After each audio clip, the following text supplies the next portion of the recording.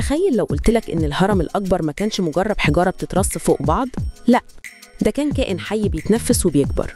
صلي على النبي واشترك في القناة ويلا بينا نبدأ. في قلب صحراء الجيزة آلاف العمال كانوا شغالين ليل نهار في أعظم مشروع في التاريخ. كانوا بيسحبوا الحجارة الضخمة وفاكرين إنهم بيبنوا مجرد مقبرة للملك، لكن مع كل حجر جديد بيتحط كانوا بيسمعوا صوت غريب زي همس طالع من قلب الهرم نفسه.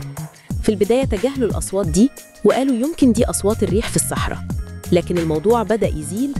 الأرض تحت رجليهم كانت بتتهز هزة خفيفة مع كل كتلة حجرية بتستقر في مكانها. العمال حسوا إن في نبض عميق وبطيء جاي من الأعماق، كأنه قلب ضخم بينبض تحت الحجارة. واحد من المهندسين الشجعان قرر يدخل جوه الممرات الضيقة اللي لسه بتتبني عشان يعرف مصدر الصوت، وفجأة حس بحاجة غريبة. الهواء جوه الهرم كان دافي ورطب كأنه بيتنفس. شاف بعينه الجدران وهي بتتحرك حركة بسيطة جدا كأنها ضلوع عملاق بتتمدد مع كل نفس. النقوش اللي حفروها ما كانتش مجرد رسومات، دي كانت زي شرايين بتنقل طاقة غامضة في جسم الهرم.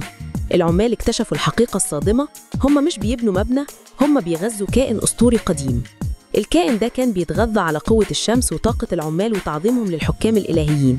الكهنة الكبار كانوا عارفين السر الخطير ده من البداية، هم اللي اختاروا المكان ده بالذات لأنه نقطة طاقة قوية على الأرض. كانوا بيقدموا طقوس سرية مش عشان يباركوا البناء، لكن عشان يسيطروا على الكائن ده ويوجهوا قوته. الهرم ما كانش مقبرة، ده كان سلاح حي، درع لمصر ومصدر قوة للحاكم الإلهي. العمال اللي كانوا خايفين في الأول حسوا بالفخر لما فهموا إنهم جزء من عظمة حقيقية. هم مش مجرد بنائين، دول كانوا بيربوا حارس مصر الأبدي. الهرم الحي كان بيكبر معاهم، وكل حجر كانوا بيضيفوه كان بيزود قوته وعظمته. كانوا شايفين بعينيهم إزاي الحجارة بتلتحم مع بعضها كأنها خلايا حية في جسم واحد. السر ده فضل مدفون آلاف السنين، سر الهرم اللي بينبض بالحياة. الناس بتشوفه النهاردة على إنه مجرد أعجوبة معمارية، لكن الحقيقة أعمق من كده بكتير. الحقيقة إن تحت الحجارة الصامتة دي لسه في قلب عملاق نايم مستني اللحظة اللي هيصحى فيها تاني. وهنا خلصت حكايتنا، هشوفكم تاني إن شاء الله.